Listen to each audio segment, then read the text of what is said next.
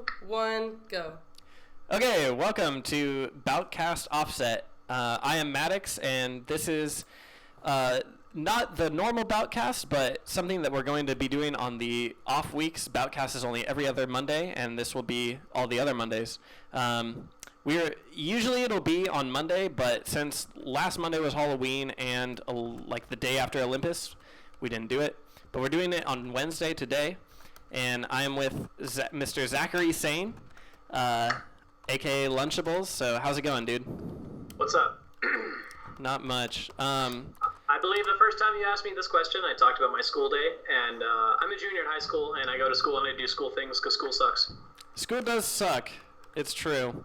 So let's just jump into it because now I just want to get into it now. So Olympus just happened last weekend. Yeah, what's up? What were your thoughts on your performance at Olympus? You got second place, which is like really good, but I don't know if that's what you wanted. My placing was amazing, obviously, like second place, like consistently second place, so like all these nationals in a row, right? And then like leading up to Olympus, I got second as well. But like realistically, like how I performed as a competitor and like how I displayed myself as a competitor as well, because that was a piece of shit. What do you mean you were a piece of shit? I just like being a douchebag, like tons of disrespect to like all my like players, whether I meant to do it or not, like the shoulder pad on like Thunders or whatever, and like J Falls in the crowd was like being there's lots of words for that, but not being nice. And I know. Let them know about it. Yeah, SoCal. I was like watching it, and I felt kind of bad for you, like because I was obviously rooting against you for a lot of the matches, because like I like SoCal and I like NorCal because I'm from here, but. I did feel kind of sympathy for you because I was like, damn, the whole crowd is like New York, New Jersey, and SoCal, and like Texas. Like, they're all rooting against like, you. I love cheering. I love like people like wanting like their own players to win or whatever. Like when I was playing against Gallo or whatever, like whenever Gallo would do anything, all of New York would erupt and be like, let's go Freestyle Team, let's go FX, Gallo, fuck him up. Like that stuff's cool. But there's a line. There's a line between cheering for your friend to do well and hoping that their opponent like plays like shit and heckling them. And what SoCal does to me is way different than East Coast, because when I'm playing in SoCal, instead of cheering for Thunders or like cheering for Sosa, they like hope that I do badly. So it's like anything I do against Thunders, like I just switched off tuning to Marth, and J Falls in the crowd yelling, "He can't even win a winning matchup. He sucks." It's like. And like I'd be playing or whatever, I'd make like an executionary. He's like, "Oh my god, he sucks. He did this," and like. It's like, there's just a gigantic line. It's like, that's not cheering, that's heckling. That's like bad sportsmanship. Like when you're cheering, you want both your opponent and like the person you're cheering for to do well. Like at the end of the day, you still want both people to come out and be like, you know what, that was cool. But like, if you're specifically trying to bring the other person down while they're playing, that's stuff that if we were at like less of a grassroots tournaments would get you kicked out of the venue. Like, if we were at Big House and somebody was doing that to people, like, that would be way different. And then I got on J Falls about it, because he did that to me at Clutch City Clash as well, but, like, it was less so because I didn't enter singles, I just entered doubles. Mm-hmm. Wait, sorry, that only happened during singles, not doubles, is that what you said? No, I said that it actually happened at Clutch City Clash as well, but it only happened in doubles because I didn't enter singles. Oh. I knew who'd that happen with at Clutch City Clash? I was playing against Sosa and Thunders in teams. And it was J Falls again? Yeah, it was literally only J Falls in the crowd. Like, it was funny because J Falls was cheering against me, and I turned back in the crowd, and IBK and Arrow are sitting next to J Falls, and like J Falls is shit talking, and IBK and Arrow both look at him and go, like that's him. So yeah. Yeah, SoCal can get pretty rowdy, and we definitely take like anything that we could get. Like, we're down for the other players to play badly. Like, if it means that SoCal wins. It's kind of scummy, but that's how we roll. So I guess back to the original question of, like, how I did at Olympus. How did you feel about your performance? The actual placing, was great. Like, if you ask me what I think of, like PM players after that in terms of rankings, like, Thunders is just, like, kind of the best. He, like, won Low Tier City and this, and, like, has beaten all the players, which kind of fucked us all up. And then, like, after that, I'd say, due to how I did at Olympus and all the other events, I'd say I'm second, because I've gotten second at, like, 3 nationals in a row now, and I don't actually have any bad losses. The only losses I have are to the other, like, Project M Titans. Yeah. And And my worst loss or like worst placing is 4th in the past year at Big Balc, and the rest have been 1st and 2nd. I haven't even had a 3rd. Yeah, so, I was gonna get into that later in the thing. Yeah, but... I was gonna say that like I think that like my placing at Olympus just kind of proved that like I'm consistently 2nd, and I think that like I'd probably be the 2nd best PM player. Like if you were to make like a ranking right now. Who do you think would be the best? First? Oh, Thunders. Yeah. Thunders fucked us up here. Thunders fucked me at Lotu City, and. He's just really good. He beats everybody. Admittedly, I think he got like 17th at Supernova, and he got like 5th at Evo. So like he has some performances where he's like not done as well. But in the grand scheme of things, he's probably number 1 at the moment. Mm-hmm. And then after that, it's like 3rd and on is like way more debatable in my opinion. Like I think 3rd might be like either like June, LZ, or Sosa, and then it just branches off into a bunch of different things. But in terms of my own performance, I don't know, I did pretty good. Yeah, I think everyone thought you did getting 2nd at the most stacked Project M tournament of all time. Like it wasn't the biggest, Paragon was the biggest, but this was definitely like the densest in terms of competition. And you got 2nd, so that's like pretty amazing. And even though I got 2nd, I did 3-0 Thunders, which I mean, like at least I reset it, and the reset was like kind of quick too. Yeah, it was like, especially when he went Falcon. Dude, the Falcon game was hilarious. It was really, I also thought it was funny because I was like watching and I was like, this is like the pinnacle of Project M, and we're playing Melee in Grand Finals. He went to Stadium and picked Falcon, and like I've played his Falcon in friendlies as well, and like I just thought it was funny because whenever I play his Falcon, he just goes for like funny stuff. He doesn't play Falcon like you're supposed to, where you like dash dance perfectly and go for tech chases. He just like wants to taunt knee you. So like when he picked Falcon, I think he got a double knee where he got 2 yeses in a row on you, and I was like, you're still losing. But it was like really funny. Like, I don't even know if he got that, but like the instant he picked Falcon, I was like, all right, this is okay. Go to set 2. This is hilarious.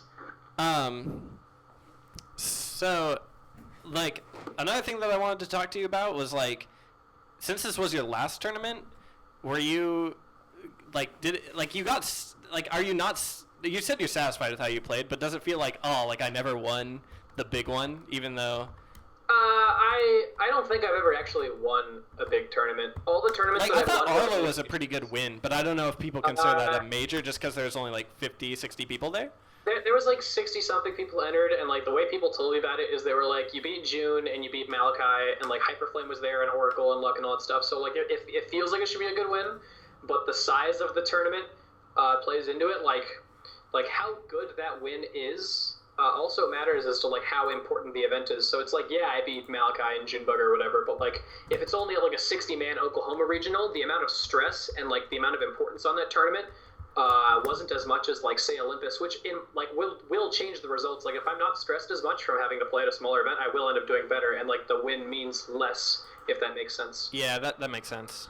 I mean, it's still a good win, but like if you look at any other top PM player, it's like June's won a bajillion nationals, Thunders has won some, Els has won some, so won like Evo and like other SoCal things. It's like I don't actually have a big win besides Arlo. The only wins I have are like big Texas regionals, and then like the tourney where I like 3-0'd Mewtwo King, I guess. That was Super Bit Wars. That was a good tourney.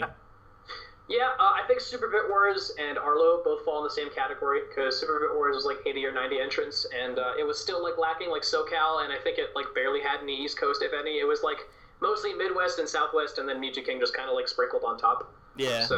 So you don't feel like bummed out that you never got the big basically, one. And the fact that I'm even here is like kind of weird. Like the fact that I'm even like if I went back 3 years ago and I told old Zack Attack 64, which was my old tag, like I told my old 13-year-old self, I was like, yo, you know Cephalon? You're gonna be that guy. And I'd be like, ah! So like the fact that I'm even here is kind of funny. That's true. Yeah. So okay. Because like if you think about it, I'm like New Age Cephalon. Yo, you're the new Roy. You're like. I feel like is there like a curse of Roy since you're quitting Smash? Is there like a curse of Roy's where once you become the best Roy, you just that's it? Like you're gone and like somebody else has to take up. Yeah, dude. Neo did the same thing. Neo became like the best Melee Roy or whatever, and then he just kind of like dipped, I think. And then Cephalon did the same thing, like became the best Melee Roy, and then the best PM Roy. And I kind of like did the same thing as well. Like the curse of Roy, dude. Yeah, like you can tell whether or not they're a good Roy player based on how happy they are. Like bad Roy players love Roy. They love the game. They're like, oh my god, this character is fire. He's so cool. You talk to a good Roy player, they fucking hate. They're chiseled and hardened by a long. They've been ruined. They've been bittered down. They've been fucking crouch canceled and gimped at 20 for like years. Hell yeah. They're just bitter. They don't. I'm taking the fedora off. I'm sorry. No, dude, I don't think anyone's objecting to that. Yeah. Anyway. So how did you think the tournament went as far as like TOing and how it was run? Actually, it was great. When I was going to the tournament itself, like traveling there, and like once I got to the hotel and like the venue on like day 0, I guess for Friday, like I thought it was pretty great. I walked in, venue seemed like appropriately sized, not too big, not too small. People there were cool. It seemed to run on time from what I could tell, although I kind of got boned because I had to wake up 10 a.m. 9 a.m. both days because I had first round of pools and then top 32 p.m. Yeah, all the top seeded players had early pools because they had to play first wave A. Yeah, they made like all the PM Titans. I'm just gonna call like the top players the Titans. Yeah, or whatever. dude. I think it's a good name actually, kind of like the gods of Melee. Like all the Titans had to play top 8 like the first wave. Mm-hmm. Also, something that I want to point out about the Titans is like I felt very like how did you feel? Because I thought it was really cool that 5 of them made top 8. And I felt like the 5 that did make top 8, like you, Junebug, Thunders, Sosa, and Malachi, the 5 that did are like, and I don't want to like talk badly, but I feel like there's like those 5 and then Mr. L's, and then I don't feel like Flip and Hyperflame are really on the same level as you guys. L's is definitely on the same level. He just couldn't show up. Yeah, I said L's is on your level, but the other 2 aren't, and they didn't make top 8. But I felt like I was very confident that those 5 would, and I think it's kind of cool that you did. Do you think so? That like all the Titans perform well? Yeah. Yeah, actually, it's really interesting because if you look at the bracket, the top 4 projected seeds made it to winners semis at a PM National. I know, like that's never happened before. Shit. You like you expect Junebug to like walk into Fresh or like me to walk into like myself or like something like that. Yeah, I hate when you have to play yourself. It's terrible. You can't even win. Yeah. Dude. No, but I thought it was cool because it was like the first time we see like, oh, there's consistency here in Project M. Like people aren't getting janked out by like a matchup they don't know or whatever. It's like the players that we expect to perform well are, Yeah, Hyper not making it into top 8 like kind of sucked, but also looking at his bracket, I think it made sense because he had to play Gallo round 1, which Hyper does not like playing against Gallo. He doesn't like Mario, and I think he's already had a negative record against Gallo going into that. Mm-hmm. So like, I kind of felt bad that he got paired for that for round 1 of top 32, and then he ran into Fresh, and I have no idea how Ice Climbers Lucas goes. I don't think he does either. Yeah. And he went 0-2. So yeah, that was it for him. And then Flip got 25th. He lost to J-Falls round 1. Fuck Snake. Oh damn. Yeah. I actually felt kind of bad because I wrote the article about the Titans and everything, and I included him in it, and I sort of built Flip up a lot. But then the 2 days after I wrote that article, I saw a weekly I watched one of the weeklies that he goes to, and he lost to Kais. And they were talking about how Kais has Kais. People have been telling me that like Kais has his number or something like that. Well, it was just like they were talking a lot about like how Flip had just come off like a super long hiatus, and like wasn't performing that well. And I was like, I feel bad that I kind of like built him up as this great player, and then he's not going to be maybe playing his best. But I feel like if you're going to be considered like a Titan or whatever, you have to. You just have to perform well always. You know. Flip definitely performed the worst of the weekend. I don't know where he placed in doubles, but I know it wasn't very high. And then singles, he got 25th, which he made top 32. Like at least all the Titans. Yeah, definitely all of them made top 32, which is good. Yeah. At least they made around past the first 3 round of pools, which like for PM, if you can make it past that, at least you got past like a good chunk of the random jank or whatever. So, yeah, he got 25th. He lost to J-Falls. I forget who he lost to in round 2 of pools, because I think he lost to, like, Jaden or something. Probably. Jaden beat a lot people. He had a good tournament. He got top 8. Yeah, Jaden had, like, in the top 8 trailer, it said he had, like, 0 PMCC points, but he just was in top 8. Yeah. I think he was the only person without any circuit points in top 8, so, that was cool for him. What did you think about Gallo's performance? Uh, like, so after I played Gallo, I feel like this is a good way to describe it. Umbreon sent me a message on Discord, and he was like, Jesus fucking Christ, I feel like Gallo popped like 15 Adderall and just fucking steamrolled the bracket, because that's what he did. Like, I'm pretty sure Gallo placed like 10 or like 20 spots above what I probably would have like randomly picked him as if I had to like make a projected bracket, because like partially I didn't know him that well, and like third, beating Sosa in June. I know, like he performs well usually, but that was like really well, you know? Yeah, that was he kind of stomped some people, dude. Yeah. Like, I was expecting to play him in winter semis actually, because the winner of Sosa and Gallo in winners quarters was going to play me in semis in top 8, and Sosa barely clutched that out. Oh, wow. And Gallo got so Gallo like it felt like Gallo never lost when he was in losers, because his game against Sosa in winners was so close. Like going into losers, he was like in losers top 8, like versus Jose or whatever. He didn't lose momentum. He's like, yeah, I'm still in winners, fuck you. And then he just killed him. Yeah. And he just killed everyone. And then he got his run back versus Sosa and kind of fucked him up. He dropped the game, but it was kind of not good. All right. So the two sets from Olympus that I want to talk to you about a lot are you versus Sosa and you versus Thunders. So how did it feel to beat Sosa, since you guys have all this bad blood built up? All right, so I'm going to go ahead and just explain the story real quick for those of you who don't know. Sosa on Twitter at Clutch City Clash was like, I've lost a lot of respect for Lunchables. I can't believe he dropped out of the bracket every single time I get to play him or whatever, like, because he was like, I think the exact quote was like, he's always higher seed than me at every tourney, and he always drops out and doesn't want to play me. And I tweeted him, and I'm like, well, I mean, I didn't drop out at Big Balc, and like we would have been projected to play if you just like won a few matches. And then he was like, whatever, you're scared of me in Thunders. And I was like, all right, dude. And then at Clutch City Clash, I walked up to him, and like I tried to talk to him, and he ignored me. And then on Twitter, he said like, you're not worth my time. So then fast forward to Arlo, which was like the end of that month, and in between day 1 and 2, he tweets out and he's like, I hope Lunchables isn't a big weenie, and drops out day 2. And I tweet and I'm like, yo, I don't like the shit talk. It's unprovoked. Stop. And he doesn't stop, and I just block him. So then, like, the next 2 months or whatever, I block him, and, like, people are talking about how, like, Sosa's been trash-talking me and, like, really wants to beat me and, like, prove he's the best PM player. So there was just this build-up of that, and, like, the Balc cast right before that tourney was, like, all of you guys wanting Sosa to fuck me up. I definitely did, but I'm SoCal no matter what. You know that's true. It was a SoCal broadcast, I get that, but it was like all this leading up into it, and then it just happened.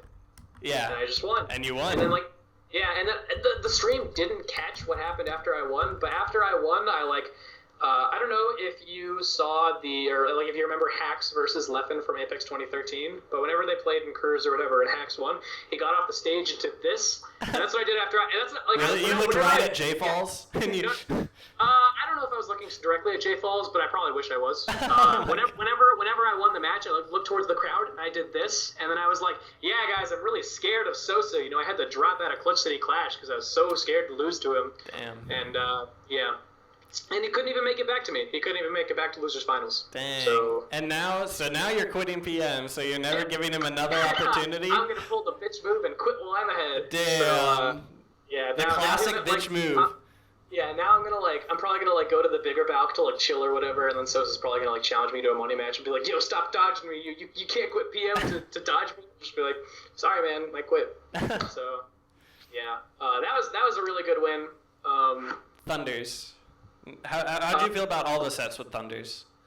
Thunders is just really good. I personally just kind of didn't I didn't want to enter Olympus to begin with, so when I was playing Thunders or whatever, and I was winners and grands, I didn't really want to win or whatever, so I was just kind of Why didn't you want to win? Didn't you have you didn't have any this is my last thing, I gotta win this?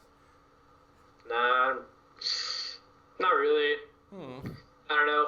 For Olympus, it was I didn't actually want to enter, but there was no way I couldn't enter. It was the final PM tourney. It was the finale to the circuit. I have to enter at least, give it my shot or whatever. But in the back of my head, I didn't really want to win, and it's probably a good thing that I didn't win anyways because I was so negative. Because it's if I had won, most of the people would have looked at that and been like, "Oh, the guy who hates PM won Olympus. That's so dumb," and then would have brought the game down. Because it's I'm actually glad that Thunders won because this guy who just fucking plays DK and grabs people and spams hentai. Like, it's just some fucking meme, dude, and he just won the tournament. Like Thunders has such a good mindset, too. Like, if Thunders lost to me, he probably just went on Twitter and went, oh, well, and then posted more hentai. There would have definitely been, yeah.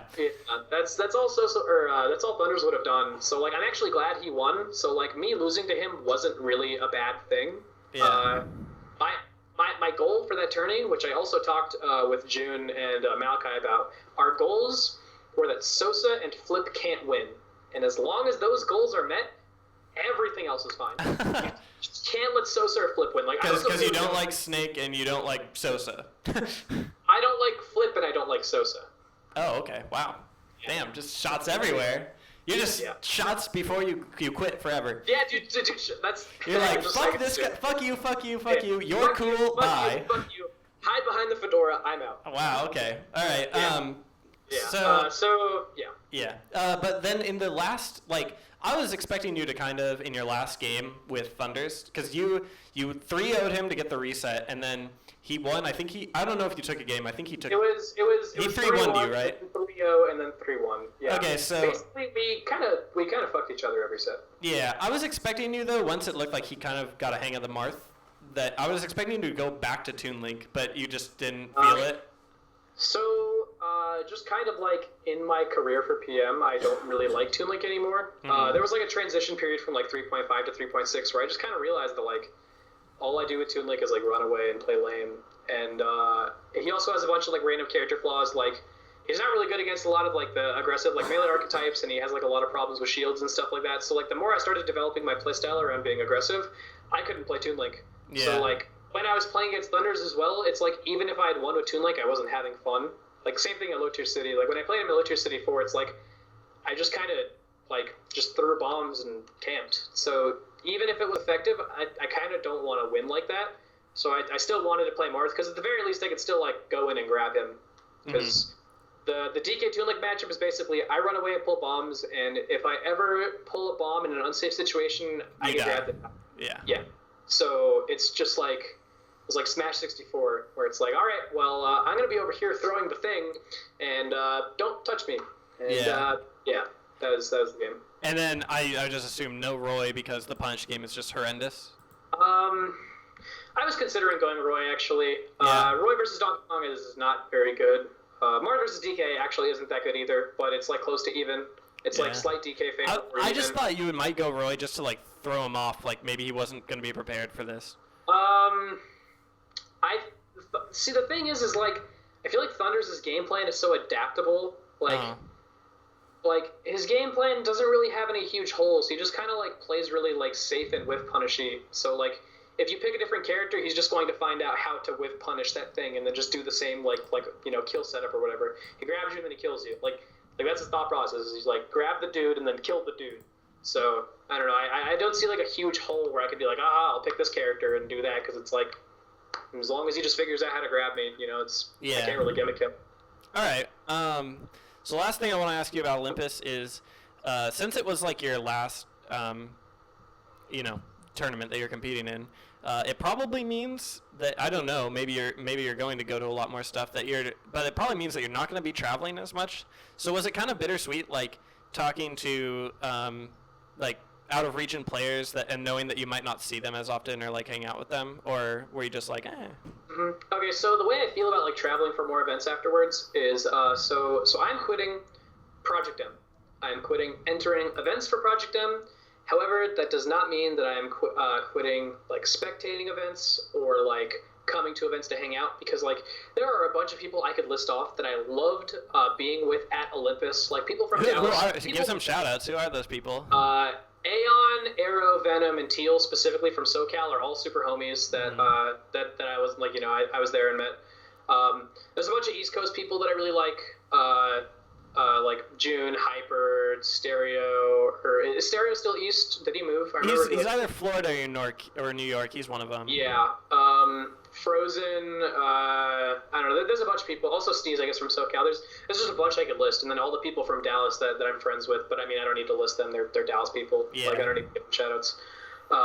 It's like I love coming to events like the fun I have in playing Project M isn't playing Project M for competition. It's playing it's like being around Project M with my friends. So like, I'll probably go to the bigger Balc. Like I'll probably be there if it's like during summer or whatever, and I don't have school. Like, sure, I'll show up and have fun. You know, like chill, watch the event. For sure. Maybe I would play exhibitions with people if they really wanted me to, but I wouldn't enter the bracket. There's no way.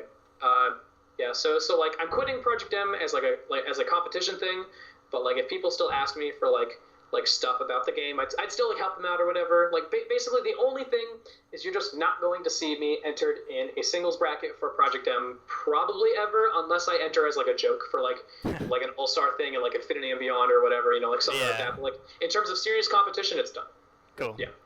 Yeah, I think that's kind of chill for some people, because a lot of people were like afraid that, I think if people were worried that like this was just going to be you're kind of gone from maybe not Dallas, but at least like regionals and stuff, they wouldn't see you as often. But that's cool that you're willing to travel out and see like. I don't have any plans on traveling set at the moment, except for I'm going to Genesis 4. Genesis 3 was really cool. I went last year. Genesis 4 is going to be dope. I mean, it'll be in NorCal, so I'll probably see some of the Cali people. Cool.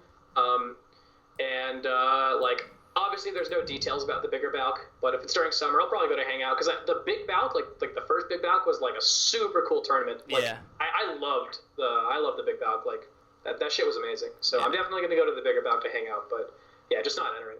All right. So enough about Olympus. What I kind of wanted to get into is like, I feel like people should probably appreciate that you've actually done a lot for this game.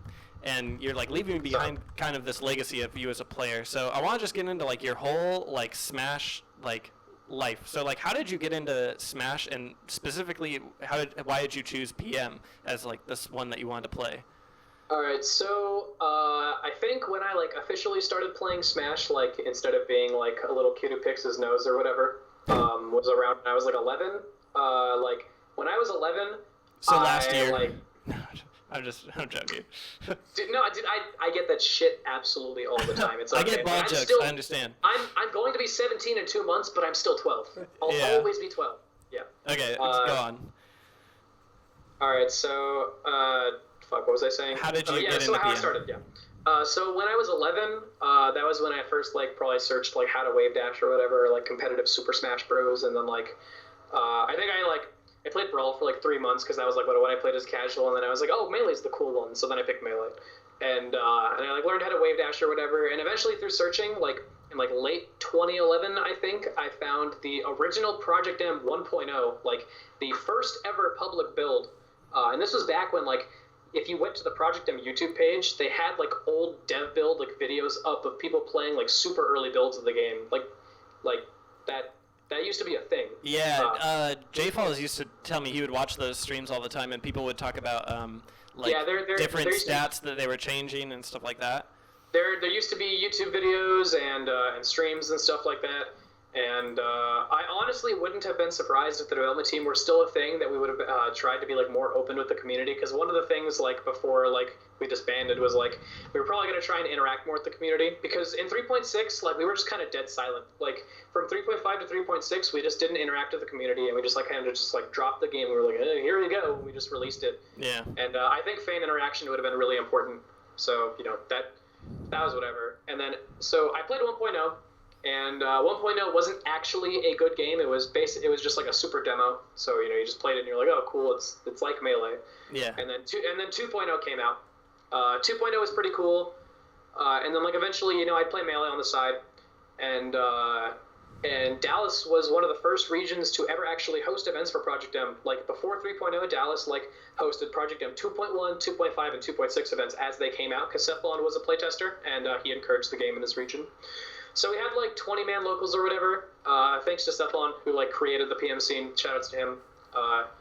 And like as it slowly built up, I was like still a scrub, you know, playing Melee, playing Project M, going O2 at my locals, being an annoying 12-year-old kid, as we all do. And then around 2.6 is when I think I like won money from a tournament for the first time. I like beat some Dallas people that like aren't known today, but back then were known. I beat Boet, UTD, Zach, and Disafter. Those were guys that were good back then. I mean, this was like 3 years ago. Yeah, and this was in PM, right? This was 2.6 a PM, yeah. Okay, who are you playing? Toon Link, actually. I played Marth in Melee, and in PM I played Toon Link because I play Toon Link in Brawl because I like Wind Waker. It's literally that simple. That's why you chose Toon Link? You're famous. That's like your famous character. It's just because... Yeah, people know my legacy as Toon Link. Like, people to this day still ask me, like, do you main Toon Link? And I'm like, I main Roy. I'm sorry. But I can still play Toon Link. Yeah, so... So you're playing Toon Link in 2.6, and you win your first tournament? Or you just place in the money? I beat a bunch of people, and I lose to Oracle and Grands, but I got like $40 or whatever, and I was like, oh my god, I made money playing this video game. That's and cool. how old are you at this time? 13. Yeah. All right, so it took like 2 years to get. It took like 2.5, like about 3 years, but yeah, like 2.5 years to like be okay at the game. Which honestly, I think 2 years is like the general like Smash like. Most players go from like scrub to mid-level player in 2 years. Like I think after 2 years you're generally mid-level or higher, which sounds about right. Yeah. And then 3.0 comes out. I eventually start like taking more names. They buffed Toon Link a bunch because everybody got buffed in 3.0 except for like 5 characters. I beat Oracle. I think that was my first big win, and then like I took a set off Denti, and then like took a set off Dakpo. And actually, the story of this jacket has to do with Cephalon. So for those of you who don't know, starting in my original Toon Link days, this vest is like a construction worker like vest thing, you know, for like highways and stuff like that. And they called me Constructables because Denti used to be a school bus driver, and he had this in the back of his car. And going to an Infinity and Beyond like 2 or 3 years ago or whatever, I was like, Denti, why the hell is this in your car? And he's like, I'm a bus driver, dude. You want to wear it? And I was like, fuck yeah. And then I walk in the venue, and this guy named Erasmo, who plays Melee nowadays, is a pretty chill dude. He beat IPK in 3.5, actually. Oh, wow. Yeah. Oh, he's the Mario. Everyone. Yeah, he's the Mario player. Morpheus. Yeah, I remember that. Yeah, he's the Mario player where IPK was like, all he does is spam fireball, smash. Yeah, he's a homie. And I walk in the venue and I have this on, and he gives me, he's like, yo, I have like a helmet in my car or whatever, and he gives me the helmet, and I actually have a helmet in my closet that I'll grab later at the end of this interview, just for shits and giggles. For sure. But yeah, he gives me the helmet, and then I play, and that was the first time I beat Cephalon, and I look inside the helmet, and it says like fire resistant on the inside. And oh hell yeah! And we're all just like, all right, this has got to be a thing. This is a fucking thing now. Yeah, so dude. So for the next like 3 or 4 months, I consistently went to tournaments in this, and I was Constructables, and there was like a Toon Link skin made that was like. I saw that. Yeah. Yeah. Yeah, he's got like a stop sign for a shield, and he's like wearing the vest. Yeah, it's funny. Does he have like a cone for a hat too? Or am I completely misremembering? He has a construction worker hat. He just has an actual okay. Yeah. All right, so... Okay, yeah, so continuing from there... I want to get into, like, a little bit more about how, like, instead of jumping to, like, right when you became amazing, how did you get good? Like, how would you say that you, like, went from a scrub to a mid-level player and then, a pretty good player? Like, did you have mentors, or what did you do? Actually, that's kind of something that I don't really understand in Smash nowadays, is that a lot of people, whenever they're trying to get good, their immediate response is they go to somebody else and they're like, how can you help me? And whenever I was growing up, I started Smash before the Smash documentary. Like, I was before the Smash Doc kids and before, like, all of this, like, new age of, like, Smash and technology. Like, when I played Melee, I didn't have 20XX. When I played PM, it was out in, like, 1.0 and 2.0. There was no debug mode. There was barely a community outside of, like, my own local region. Yeah. And if you went online for information, you couldn't, like, Google... Like you could Google guides, but, like, they wouldn't be nearly as in-depth. Like, you'd look at, like, a 2008 Marth guide, and that was, like, the stuff I looked at, is I read old Smashboards guides, and I didn't have anybody who taught me. I just learned the game myself. I just literally only played, because... did you play friendlies with people, or did you, like, play by yourself and learn? So since I was young, I couldn't really go to many events, so, like, I would play, like, as much as I could whenever I go to events and stuff like that. Yeah. But for the most part, I basically just had to, like... grind tech skill out at my house and just that be a little kid. And people like the older people in the community, like they probably didn't want to like hang out with this like really little kid and like because it's kind of weird. I mean, well, I'm still a piece of shit, but I was like okay, so like And like at this point, I choose to be a piece of shit because like there's like a transition where it's like you're a little kid and like you're excused for being an asshole because you don't understand the difference. And like that's what I was. Is I was obnoxious. I'd go in the venue, I'd be a little toddler or whatever, and people don't want to deal with that. When you're thinking like when your name's Sethlon, because Sethlon lived like 5 minutes from me, and Sethlon like would have Smash Fests, and when you're thinking about who you want to play with, you don't think, oh man, I want to play with the little 13-year-old kid who picks Toon Link, runs away, throws bombs, and screams in real life. Like, he's actually Toon Link in real life, and he's really fucking annoying. So, like, I didn't play with people. I just played on my own. That like I said, that's one thing I don't understand about Smashers nowadays is they, like, rely on other people to get good, and they rely on, like, other information, and they rely on, like, these outside factors of the game. And really, the way I approach it is that, like, if you want to get better, all you have to do is just play. Like, you cannot get better without just playing. You just play. Yeah. So you didn't have like any do you have any weird practice regimens when you played by yourself or when you played with other people? You didn't like think about the game in any specific. Really, you just played and got better. I mean, I was a little kid. I mean, there was like eventually like a point. Did you play like a lot? Yeah. I mean, I was just some 11-year-old kid who like passed his classes and spend all your other free time on Smash. I mean, what else am I supposed to do? I eat pizza and I go to school and I come home and I play Super Smash Brothers for the Nintendo GameCube. That's the life right there. Yeah, I can't do that anymore, dude. It sucks. I go home and I have like homework and it's really stupid. So like when you started getting better though, like did you? I feel like I've heard Pooch talk about how you used to play with Umbreon a lot. Did he teach you anything or no? So by the time I started talking to Umbreon, he like I already pretty much knew everything. Umbreon and I like shared opinions. Like basically Umbreon didn't sit down and like teach me about the game. It was more like we presented our ideas and discussed them. Like it wasn't like a teacher-student relationship. It was more like people like that already understood the game discussing with each other. Because I didn't have a mentor. I didn't have anybody that did that. I don't know. That's pretty cool. That's why I say that I don't understand how like new age people rely on others to help them. They just kind of, I don't know. So your advice. Video game. So your advice to new players would be to probably like think about the game themselves. I mean, sometimes the game is literally just simple. Like, yeah. There's a certain level where you really have to break it all down, but sometimes I feel like newer players like look at the top level of the game and they like skip immediately to like, okay, I need to think about all these things, and it's like really you just kind of like you just go step by step, do the thing where you get better. You go to your local, you play the game. Sometimes you win some, sometimes you lose some.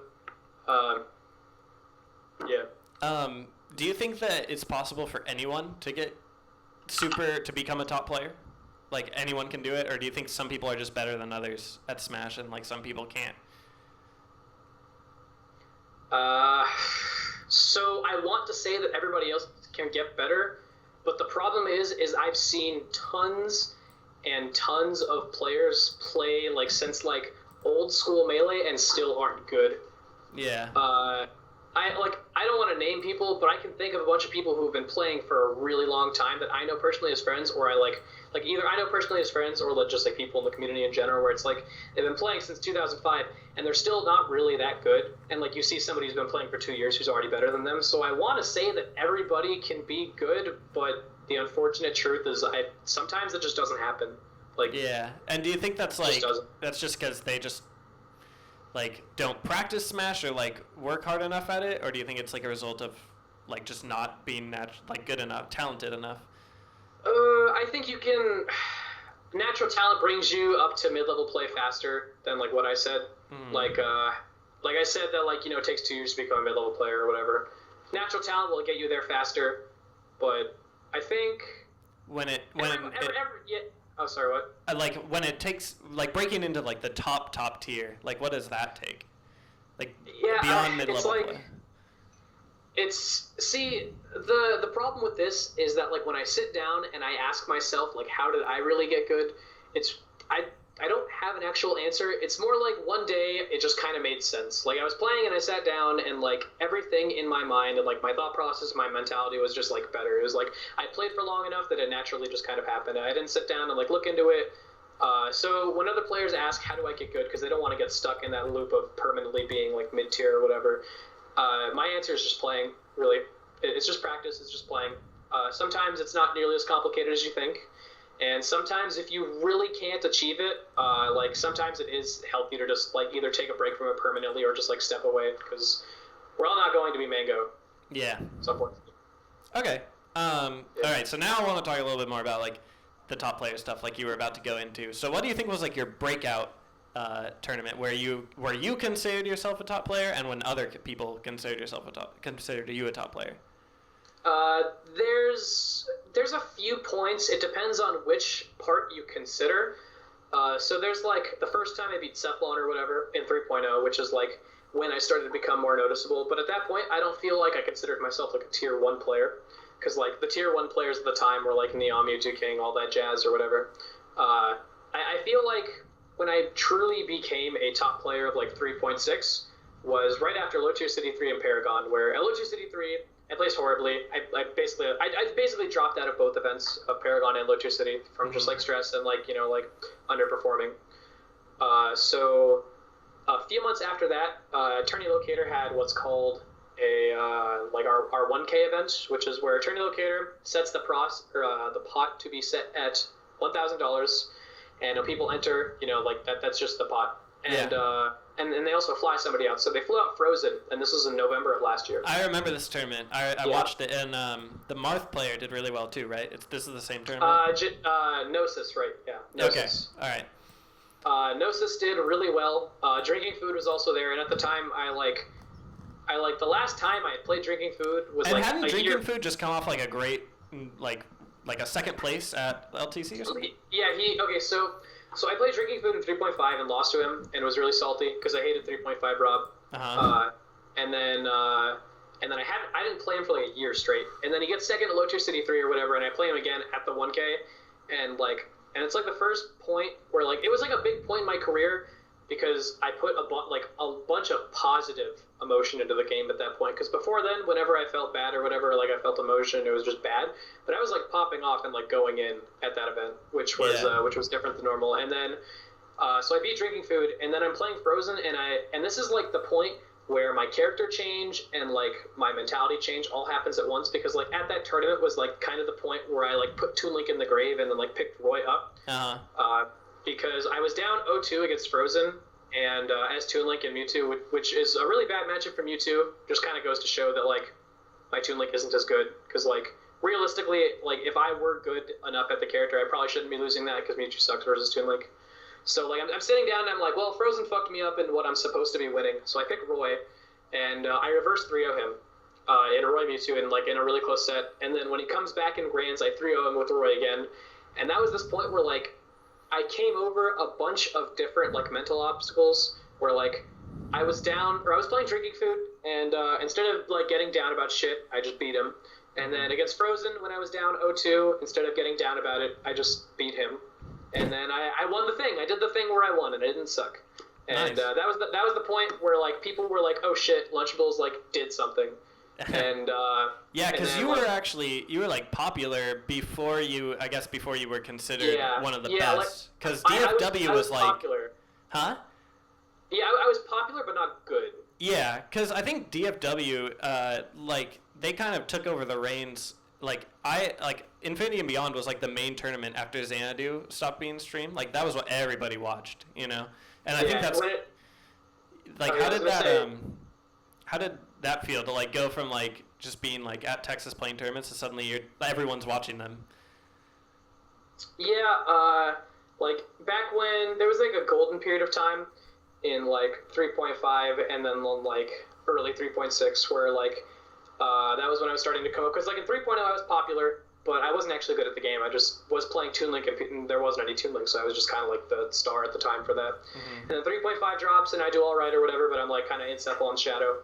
And then that was like the prime age of like when people were watching. And then early 3.6 is when Cephalon drops, and that's the point where everybody was still watching because the development team hadn't shut down and we were still popular. And then I also became good, so that was just kind of like the point where everything like came together, and it was like, okay, so I'm finally like actually relevant, and it's like also known. So like that was the point where I was like where I guess that was my big moment, like as the original question was, where it was like, okay, like I finally gotten over like being like mentally upset about whatever I do, and like finally won something.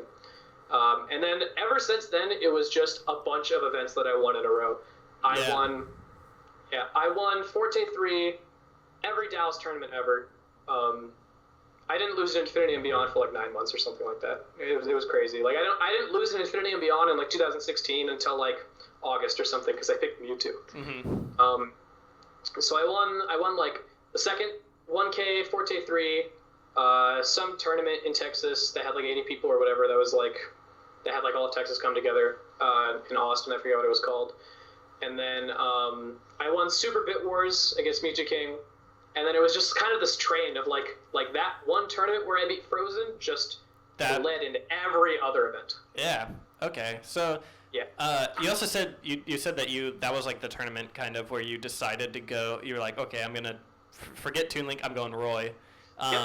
What made you decide? Because you played, like, I'd say that Roy and Marth are pretty similar. What made you like pick like those swordsman characters? What did you like about them? As opposed the way to I play the game, the way I approach the game is heavily grounded. And the problem with Toon Link is every time I play Toon Link, I had this issue where I couldn't be nearly as aggressive with my grounded positioning as I wanted to. Yeah. Because any time I wanted to make like footing in the neutral, I had to go to platforms and I had to camp and I had to wait for my opponent to approach or like drop their shield. Because Toon Link isn't like Toon Link. If the opponent starts shielding, I don't really have a good grab to like force my way in. So my play is a lot more like passive on like platforms and stuff like that, and it's just not my game style. Mm-hmm. So the more I started playing Roy, because I had like naturally built up a Roy just from like watching stuff on play and then just like inevitably like having fun with the character. Yeah. I just kind of transitioned over because it just fit my play style way more, and I ended up doing better with the character because like it's just like a bunch of like mental things that I could go into on like how I just love and prefer Roy like more as a character. And And Marth as well. I played him in Melee. It just kind of works. He's same archetype. So you'd say that if you were to describe your playstyle, you'd say that it's very grounded. You like dash dancing and like footsies? Yeah, I would say like calculated aggression.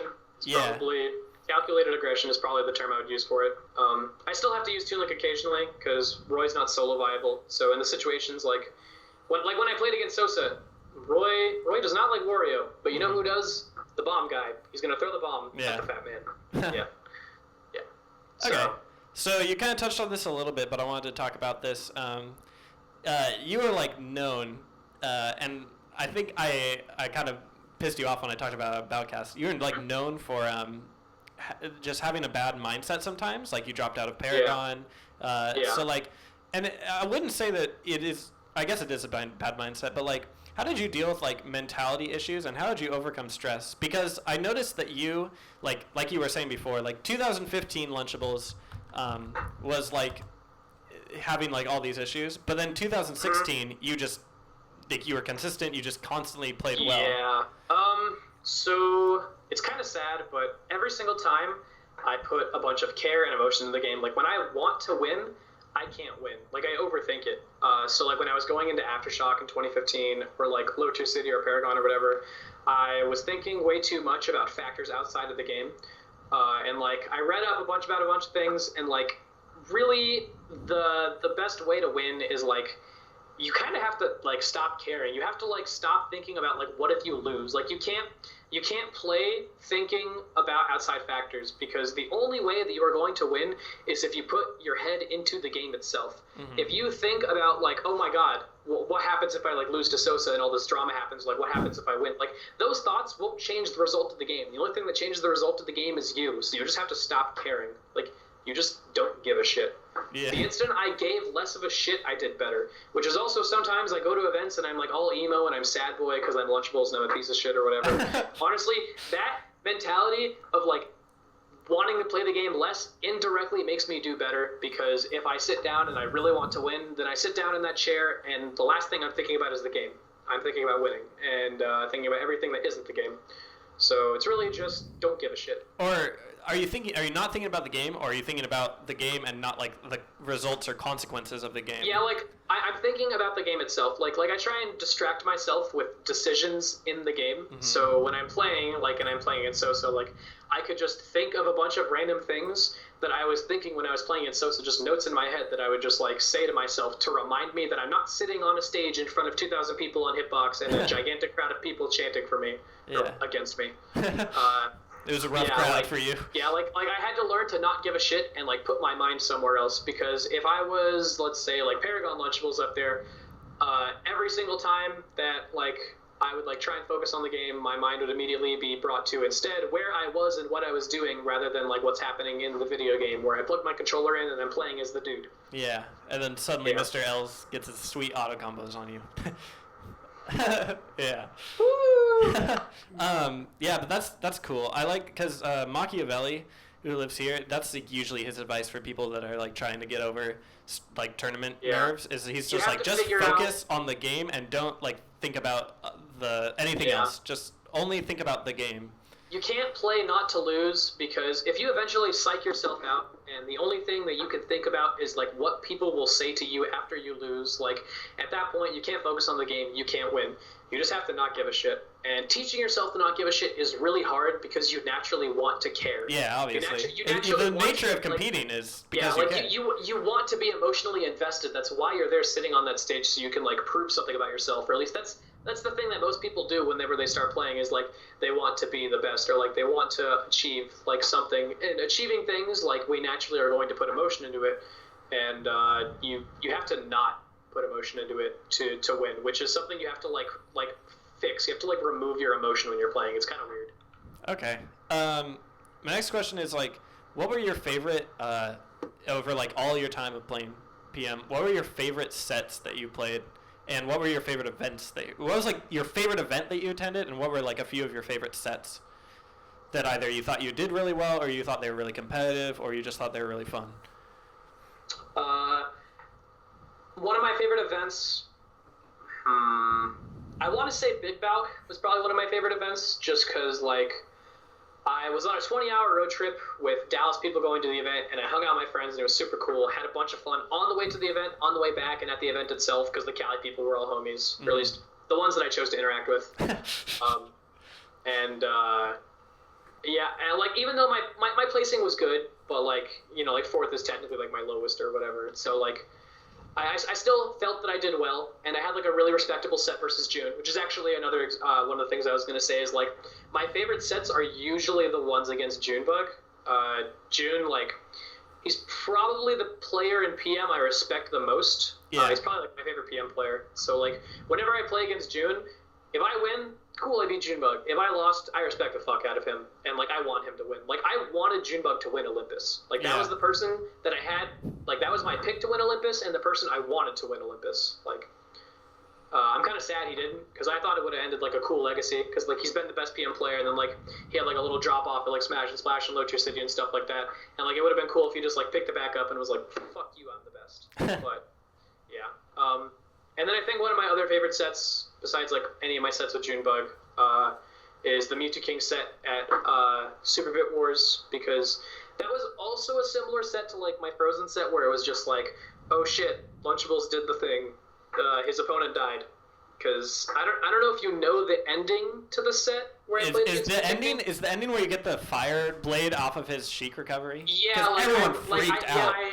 I read his up B, and like as he's doing the up B, like before he's even landed, I just start charging Flare Blade, and like the instant he poofs above me, fucking everybody knows. Like they're just like, oh no, no. It's great too, because if you look at the player cam in when that's happening, like everyone like just jumps out of their seats right behind you, and you have like all your Texas homies like there. Yeah, like everybody jumps up, and like Mewtwo King's just like sitting, like, you know, with his leg up or whatever, like this, and then I'm just like, eh.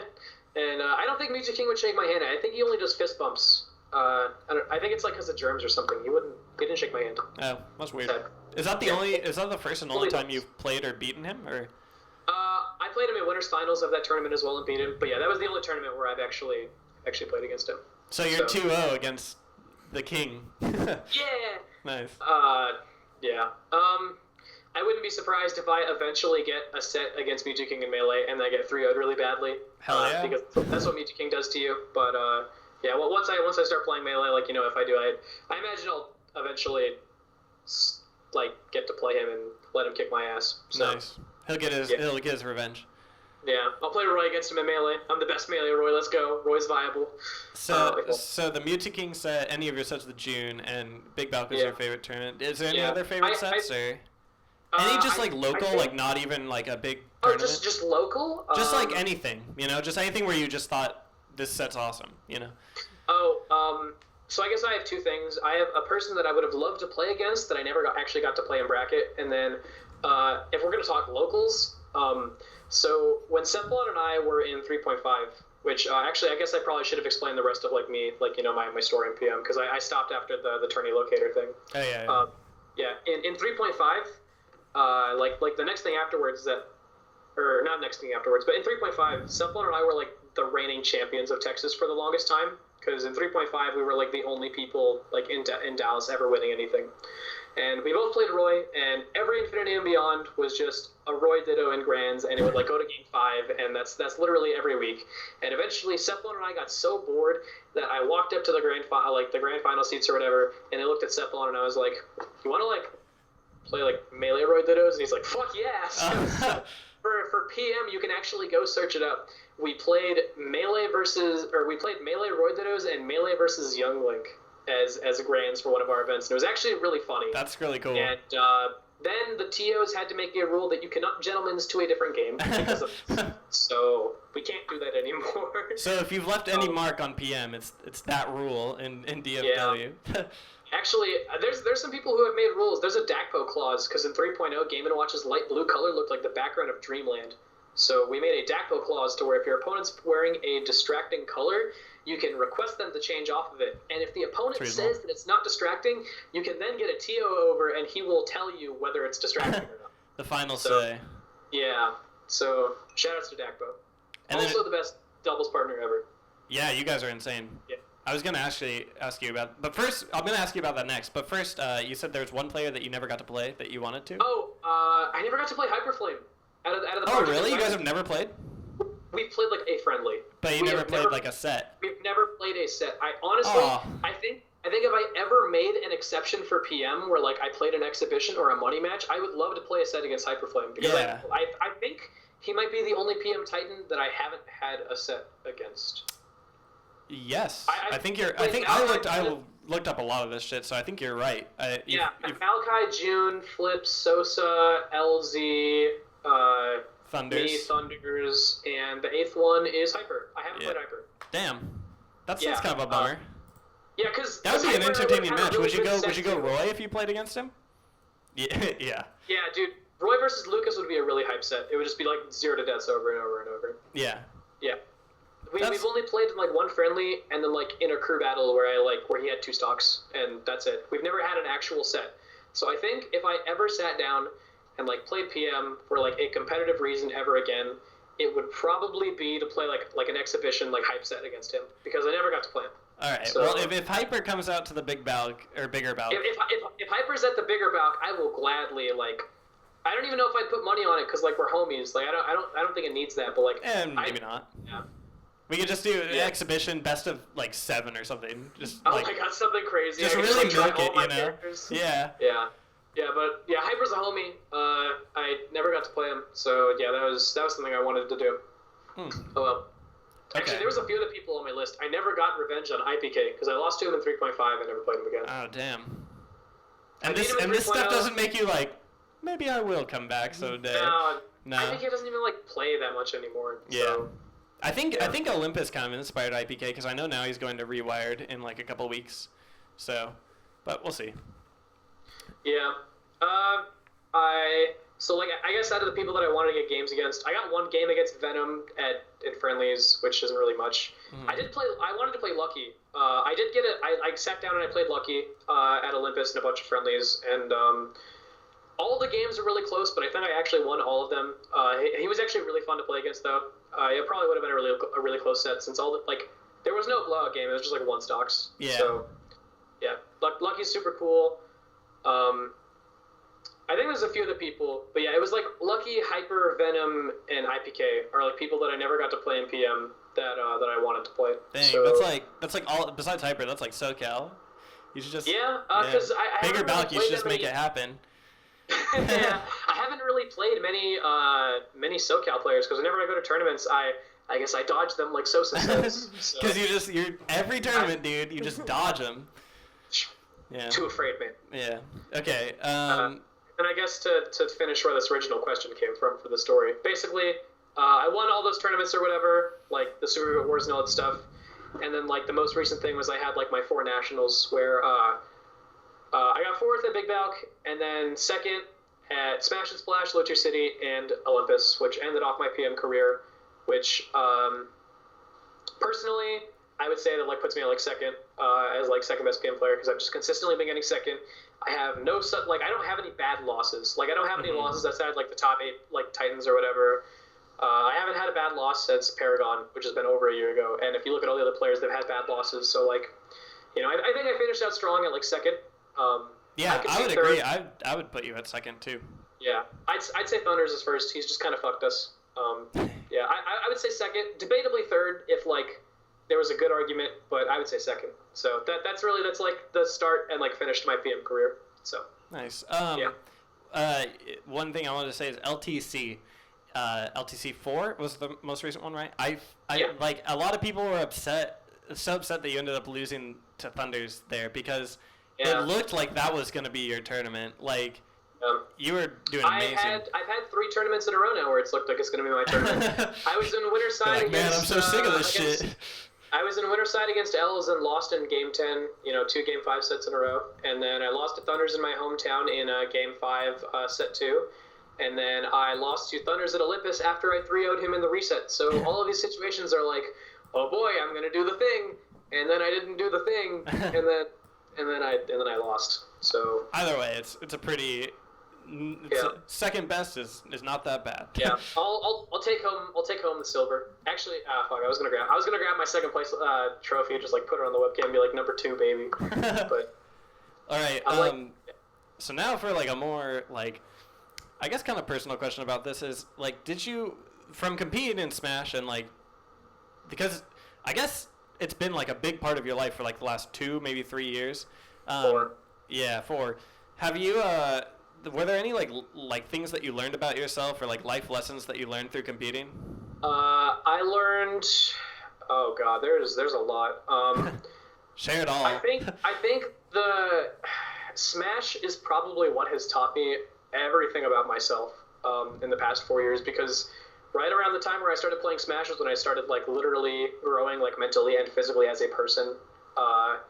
So I learned a lot about like how to communicate with people since like I started hanging out with like college kids and like older when I was like 12. Yeah. So a lot of like whenever I was a little kid and like I still am, I guess, I've understood like larger things in life, if that makes sense. Like I've learned to approach things from a more adult attitude, even if I don't act like it. I understand what the fuck you're supposed to do. So I have like I didn't learn my social experiences through like shitty high school friends who like are going to like peer pressure you and do dumb shit to you and like make you feel stupid.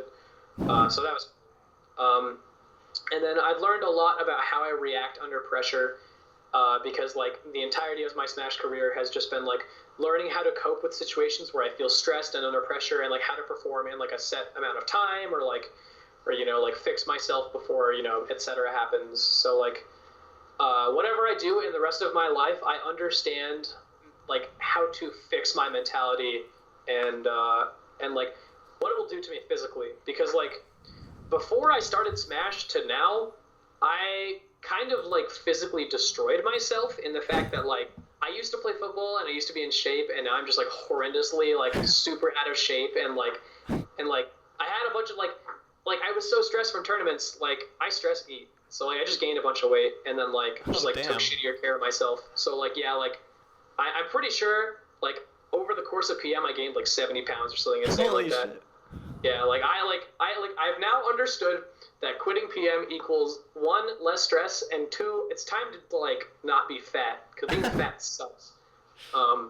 Yeah, so, like, I've learned a lot about how I respond to pressure, how I deal with pressure. I've learned a lot about just like the real world of traveling as well, because having to go to so many events, like I've understood like traveling, which is actually like I think a really important skill. Oh yeah. And also how to handle money, because I have that. So like I understand how like money works, which is because they don't teach you that in high school. They don't teach you how money works. They don't teach you about the real world in that place. Yeah, man. like I feel like I'm more prepared for the real world in the situation where like oops, my family was assassinated, go live somewhere. And I'm like, okay, well, now I'm going to go survive on my own. Like, I could do that now. So, yeah. Smash taught me about, like, basically everything. Nice. It's made all of my friend groups. It's made me who I am. And if I chose to, say, like, play competitive Pokemon instead of going to Smash tournaments, I wouldn't be who I am. Because that's what I did before I played Smash, was I played Pokemon. Yeah, so are you glad that you did it? You played Smash PM all these years? I'm super glad that I did it, although I think I made a bunch of mistakes that, I mean, we all make mistakes. There's a bunch of things I wish I could go back and fix, but I'm super glad that I did it, and even though I am quote-unquote done with Smash, like I said, I still have all my friends. Like, after this call, I'm probably going to go, like, bug Strongbat on Discord and send memes or whatever. Like I still have all my friends, and I'm glad I did it, because if I didn't do this, like realistically, like if I think about it, I think every person has one thing in their life where they're truly set up for that thing, and they're like going to be the most successful at that, and then the rest of their life they're probably not going to achieve as high like at every other thing. And I think I hit mine early. Like I think how good I ended up being at Smash, and like what I learned from it, and fuck you, Strawbat, you messaged me on Discord. Everything like I do for the rest of my life, I don't think I'm going to be like number 2, like second best of the world at it. Like I think this was like my prime in terms of like what I could accomplish as a person, which isn't a bad thing. But that's why I'm glad I did it, because I don't think I could have been as good at Pokemon or anything in the world. So it was the right decision. Nice. Okay. So moving on from just you playing Smash, what is like next for you in terms of like now that you're done with PM? What are you gonna do? So the plans are school. I'm getting real life really hard right now by stuff that I probably shouldn't share, but like you just like family stuff, which is just like added to like stress factors for Smash, which is like why I'm quitting. So like real life, school, I guess like personal health really, because it's not really okay to have this. Let's see what else. I don't know. Like I mean, like losing weight would go in like the health thing. Melee on the side, I guess. I don't know what I think about Melee, because like I think I could be really good at Melee. I don't think I could be as good at Melee as I am at PM or whatever, because like it's just such a more developed like, game. I was number 2 in PM, at least in my opinion, and like I'm not going to be a god in Melee. I'm not going to be top 10 in Melee. I'm not going to be like, I don't even think I'd be top like 50 if I sat down and really did it. Like I think maybe if I tried hard enough, I could be like a top 100 Melee player, like on the Melee Domi list or whatever, if I really tried. But realistically, I don't see myself having the like determination and everything to fully go through with Melee. So it's like on my list of things to do, but I don't see it as an achievable goal unless something drastically changes. So like there's like Melee, school, real life, like personal health, and then Pokemon ? Because I guess for a little story. Pokemon the card game or the video game? Considering both, actually. Just gonna be a Pokemon master. Yeah, dude. So I guess short story. Whenever I played Pokemon when I was actually 12, I went to VGC Regionals, which is Video Game Championship Regionals in Dallas or whatever. And like you go to regionals, and then if you do well, you go to nationals, and then you go like worldwide or whatever in like Hawaii, where like everybody from like everywhere shows up. Like the Japanese kids will just kill you because they're Japanese and they're good at Pokemon. And like when I went to regionals, I placed high enough to where I was allowed to go to nationals, but I didn't actually place high enough to where they'd pay for my plane. So when I was 12, I was like, yo, Mom, I want to go to like New York and play Pokemon. She was like, ha, that's funny. Traveling for video games. That's stupid. And now I'm here. Yep. So, It showed her. So, yeah. So, I'll probably get back to Pokemon casually, like no doubt. As to like if I take it competitively as well, that's a different story. So yeah, it's like Melee in real life, becoming a person. Becoming a person's usually a good thing. Yeah, becoming a person's hard. I don't know how to do that one yet. I'm on my way. Yeah. All right. So now that you're done with PM competitively, would you ever consider like contributing to the community in any other way? Like, would you be a coach or a commentator? Or would you ever consider TOing or anything like that? Actually, I would consider doing all of those things. The first thing I'm doing is releasing my combo video. Now that I'm over, I have to do it. Yep. I've already got the music like planned out, and it'll probably be like it'll probably just be a Roy combo video, since like Roy's the only character I care about in PM. If Roy were solo mainable in PM, I wouldn't play Toon Link or Marth, and I think I'd like to represent that in my combo video, so that's probably what I'm gonna do. And then I considered like making a Toon Link guide after I quit, since I don't think there is one, and all the Toon Link players want one. I think everyone would like super appreciate that. Yeah, I would make a Roy guide, but Cephalon already made one, and it would seem kind of redundant. And Cephalon's guide pretty much covers everything. I only have like a few minor things that like maybe I'd like ask him to add on the guide maybe, but even then it's like really minor. So yeah, like Toon Link guide combo video. I would be super down to TO actually. If there are nationals in the future where like people want me to, or like need help or whatever with like TOing or like whatever it is, I would genuinely consider helping. Like if the bigger Balc needed people to help TO, I would like, depending on the details of it, I would genuinely consider helping out. Nice. Because I love. I think if I had to put something on my gravestone, it'd be I love Project M. I hate 3.6. So I love everything about Project M. I love the people. I love the concept of the game itself and what the game is. But I just don't like where the game ended up like on its like final unfinished release. So really, I don't like playing it, but I love everything else about it. So I still want to contribute to the game through people, but I just don't want to be in brackets. I just don't want to be entered. That's fair. That's bad. So, yeah. So like, if people message me and like ask me like, hey, advice for this, I mean, I'd probably tell them stuff, whatever. If he asked me, hey, I want to pick up Roy. Why do you do X things? I just like, I don't know, down tilt, side B. Yeah. All right. So you mentioned that you would be interested in TOing and community contribution, but you also like, okay, when you gave your little like statement about retiring, you said that you didn't like the game, and that like I felt like there's 3 reasons. 1, you didn't like the game. 2, you thought it was very stressful to compete all the time, and 3 was that you felt that like the scene in DFW just wasn't what it used to be. The scene's kind of dead. All the top Dallas players kind of quit. Strongbad quit. Strongbad quit. I just quit. Umbreon didn't really play. He's just kind of there. Cephalon quit. Dakflu basically quit. Oracle basically quit. Lux the only Dallas player really playing left. What do you think that DFW would need to do to revitalize that scene? And do you think you could contribute to that in any way? I honestly don't have a really good answer to that. My best guess to Dallas specifically getting bigger is there are some local groups of players that could expand. We have a college, UNT, University of North Texas, that a lot of the people at that college play Project M and come to our weeklies. So if they expanded the game and got people interested, and other groups of people, because there's that, and then there's this group called Squander Squad, which is a bunch of Dallas people who play PM, and there's a bunch of little scenes where it's if they in their social groups keep playing the game will probably live in Dallas. But in terms of making Dallas a national level threat, for example, most of the good players quit. So I think the game's going to be alive, but in terms of making them good again, the top players are burnt out. New players would have to become good. Do you think you could help them rise up at all, or it's not something I think the main person that could probably help is Luck, because Luck's at the stage where Luck's well known. I think Luck is where I was in 2015, where everybody knows Luck, but Luck got 25th at Olympus, and he got 7th at Salty Ones, which was underperforming for him.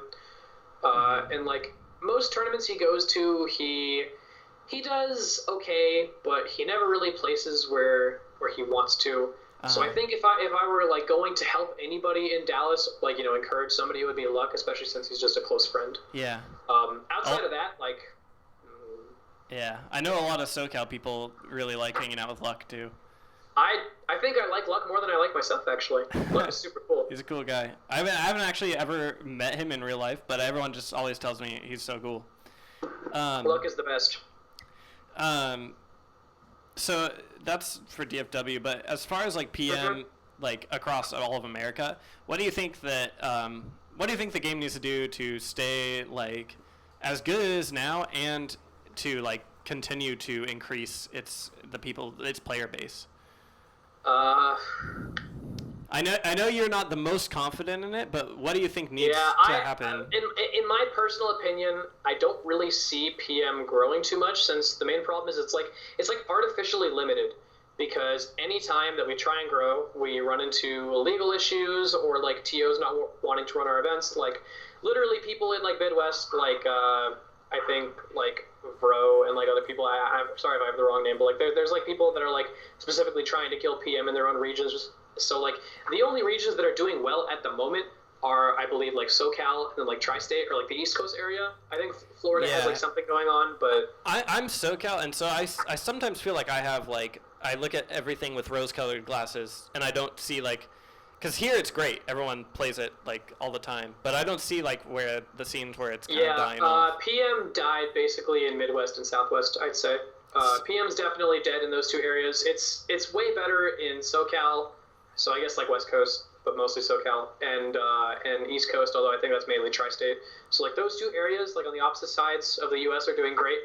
But everywhere else, the game's pretty much dead, and like I'm not really sure what you're supposed to do about it, because a lot of the reason that it's dead is it just like it dropped interest, because those regions where PM was mainly active, it was kind of riding off the hype of like, oh, this is the new Smash game or whatever. So like during 3.0 and 3.5, when the game was like more active and on Twitch and there was more community support and the dev team was active, it's like those regions were heavily involved. But once the game like hit the road marks it did, where we got forced to hitbox, and like the PM community is watching the PM community and no other communities are like watching it, and then the development team dying, so we couldn't continue off 3.6, which personally is what killed it for me. It's like all these things are like, I'm not sure how the community is supposed to grow, because we are always artificially capped. It's like every time we try and grow, there is something from TOs that like shuts us down, whether it's like TOs specifically not wanting the game because of legal reasons, or just they are like shitheads, or like us not being on Twitch, because like really us not being on Twitch is a huge problem. Yeah.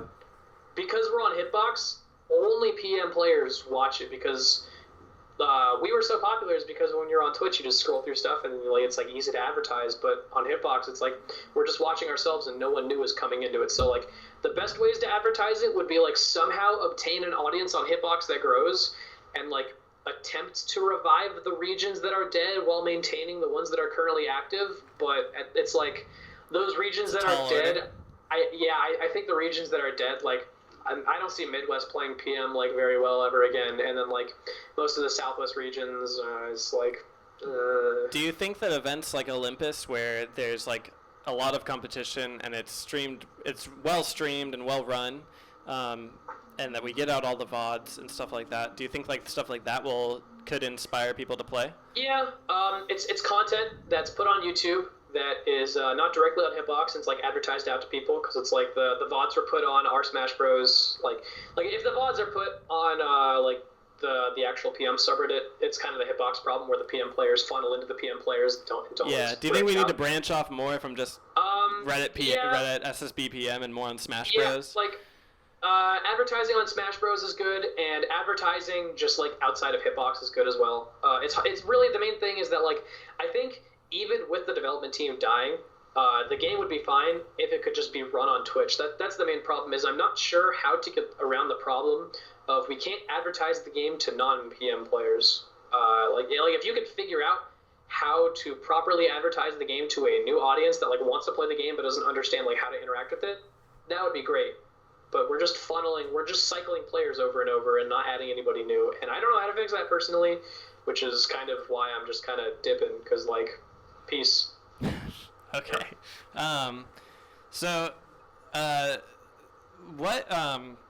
Where do you see like the meta of the game now? Like, where do you see it headed in the future? Like, I know there was some discussion after Thunders won Olympus that like, you know, it's moving more towards like characters with like heavy punish games, or like what do you think the meta is gonna evolve into if like everyone keeps playing it and keeps improving? Well, my personal opinion on the PM metagame is obviously counterpick oriented. I think a good example of this is my set against Malachi at Arlo 3. So Malachi and I sit down to play in Grand Finals. And Malachi and I each play 2 characters. Toon Link versus Peach. Toon Link kind of bops Peach. Sheik versus Roy. A pretty close to even matchup, but I'm literally so good at the matchup, and like the Sheik players are inexperienced to where it's kind of like the Toon Link Peach conundrum where like I'm going to beat the Sheik. So like I'm going to beat the Sheik with Roy, and I'm going to beat the Peach with Toon Link, but his Sheik is going to demolish my Toon Link because he plays versus DVD all the time, and that's a bad matchup for Toon Link.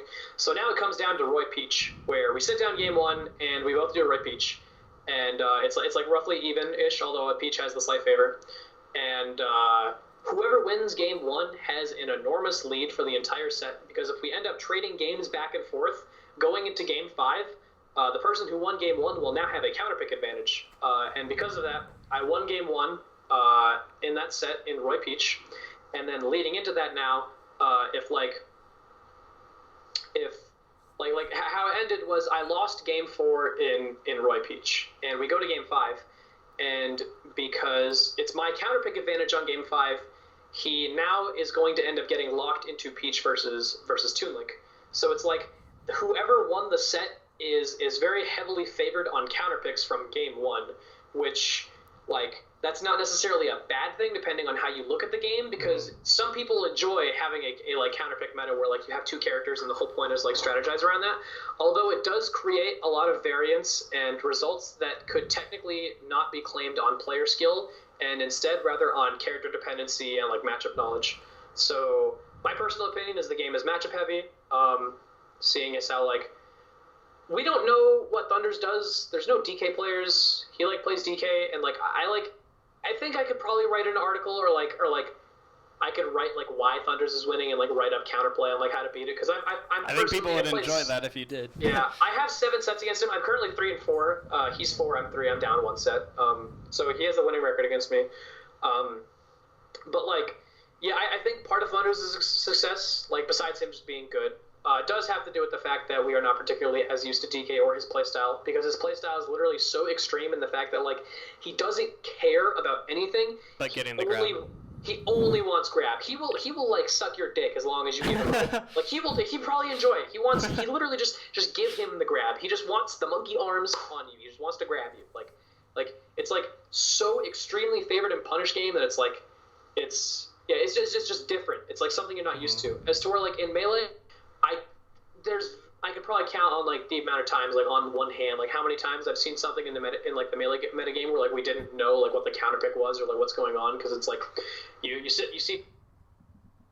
Oh, whatever. Oh, did he die? I think he died. Oh, he's back. Is something wrong? Yeah, we're back. That was weird. Okay. Yeah. And like. If you sit down and you watch a melee match, you know what those top players, like what those characters they're going to pick are generally. Sometimes something random will happen, like Ninja King will pick Falcon versus PP, which happened to like MLG because he's weird. But like typically, if top players sit down, you know what characters they're going to play as, and they all know what stages are going to be counterpicked, and they all know how the matchups work. But in PM, there's situations like the Malachi situation where a lot of it is determined by game 1 because we have multiple characters and like nuances in the matchup that we don't understand. And because there's 41 characters and no universal stage list, because the stage list in PM sucks, the game is entirely dependent on what you do and don't know, and like how you end up getting counterpick advantage and blah blah blah. So like, basically, hope your character's solo viable. So like there are players like LZ and Sosa and Hyperflame who pretty much generally solo main too, but they all main PM characters who are more or less not that figured out. Do you think that there are certain, like what certain characters do you think are solo viable, and do you think that you can attribute some of their success to just people being inexperienced, or, you know? Hyper actually does have some random bad performances. He got 17th at Olympus, he got 17th at like, I think like WeTech goes or something like that. So more Sosa and LZ because they pretty consistently perform well. Yeah. I mean, a good chunk of it still does have to do with being a good player. Like, I'm not saying the entire game is truly matchup dependent because there's still is player skill involved. But like, I would say that Game & Watch and Wario are a little bit more consistent on that end because, sorry, I got belching. I don't know what. Wario and Game & Watch aren't like, they're not super volatile. You don't hit them and they explode. Like a good example is like Falco going from melee to PM doesn't actually have that many nerfs, but considering the environment of the game that he's in with like more like matchup stuff, considering like how fragile and volatile he is, it's not a very good like bet to pick him. But if you pick a character like Wario or Game & Watch, it's like Wario maybe gets gimped every once in a while, but typically not that often. He's pretty heavy, he's pretty durable. Same with Game & Watch. So it's like in those situations where they run into like a jank matchup, which is kind of rare because those characters don't really have that bad of matchups. Like Game & Watch doesn't like Toon Link and Marth, and Wario doesn't like some other characters as well. But like they don't have any matchups where they just straight fold and they're like, oh shit, I need a new character. Yeah. So I feel like the metagame of PM heavily favors characters with like simple punish game, because that's what all early metagames revolve around. Is every early metagame of a game is going to revolve more around like simple punish game rather than neutral, because like the nuances of neutral aren't figured out, and it's going to revolve more around like characters, you know, like being sturdy and stuff like that. Because if you don't understand the nuances of neutral, you're not going to be able to abuse how good your character is or whatever. Because like every time Els gets hit, you can afford more mistakes because you just up Bs, and I mean that's just the nature of the game. Yeah. Like he doesn't have to be as afraid as much as say a Roy, because like Roy walks in, you hit him at 40, and he's like, well that's the ledge, I can't reach it. Sorry. Yeah. Game & Watch is like, you're playing. Okay, so if you would say that there are some characters that are more flexible in their matchups? Yeah, I basically, it depends on the flexibility of the characters. If the game were really fleshed out, I think there's a few characters that would just be like... What characters do you think would like come out on top as like the solo mainable characters? Although I said Hyper was a little inconsistent before, I actually think I have Lucas at like 9th on my tier list or whatever. I think I actually have Lucas above Wario and Game & Watch. I think Lucas is low-key one of those characters that like... He gets fucked up when you hit him, but if the character's like played well enough, he's actually just kind of insane. Because his neutral and punish game are so strong. Yeah, his neutral game and punish game are so strong, but he's a lot more volatile. So it's hard for him to like work in this current meta, because like it's really safe to just pick the characters that like don't like get fucked up by mistakes. Which is also why I think Snake's really good right now, is because Snake lives off of margin. Like Snake doesn't just lose hardcore. Like, you don't kill Snake at 0 and then it's like volatile. Like Snake has the entire match just spam grenades and figure out what he's doing. Like it's very hard for him to lose margin off jank. It's stuff like that where it's like character has to be durable, has to be like straightforward and simple, and it's like they will see early success. And as the game's metagame starts to push forward, we'll see like different transitioning phases, and like once the game's at a final phase, characters with slightly weaker neutral games but are more durable, like Wario and Game & Watch, I feel like will start to be fleshed out. Like I think Game & Watch is overrated, for example. Mm-hmm. I think realistically, I think I had Game & Watch like 11th on my tier list or something like that. I don't even think I had him in top 10. Like when it's more fleshed out, neutral will become more important. But at the moment, how simple your punish game is and like how susceptible you are or are not to bracket jank is a huge factor. So having a durable character is really important.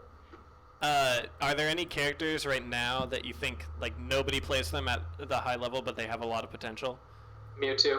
Mewtwo's okay. So like you talk to the Mewtwo players, and like I'm pretty sure Fuzz thinks Mewtwo is like the second best character in the game, and Frozen thinks he was like 5th or 6th. Mm-hmm. And like Mewtwo's one of those characters that like most people don't really know to accurately put him on a tier list, but he has like a bunch of random tech that just actually could just make him like unbeatable and neutral.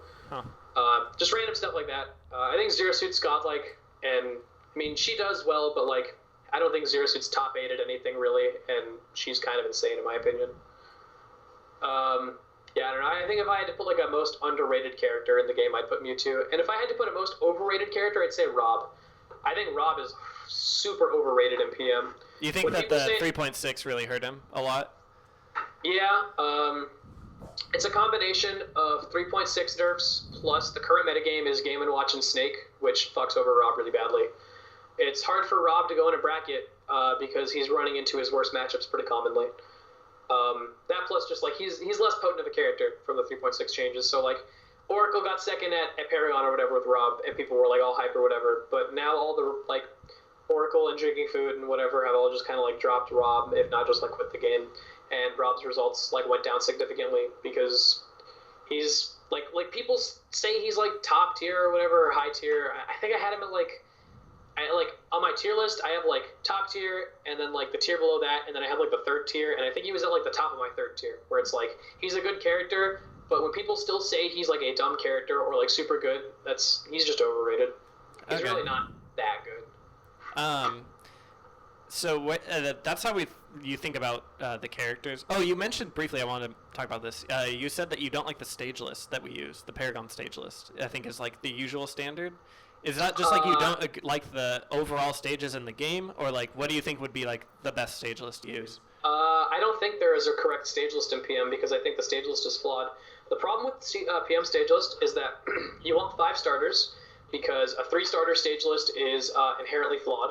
I could go into that if anybody wanted to know why. Because some people try and run 3-stage starters and they're like, why not just do PS2 Smash Bros. Battlefield? But that's actually just like literally flawed and like does not work properly in competitive play. And then the problem is that you try and have 5 starters, except nobody can really agree on the 5th starter because most people are pretty okay with Green Hill being the 4th starter, but like the 5th starter is always super controversial because all the big stages suck in PM. Dreamland is way too big. Delfino's is controversial because of like the walls for recovery and then the platform layout. And then Bowser's Castle, like it's really bright and the stage isn't flat and it's kind of awkward. So it's like there's no consistent 5th stage in PM.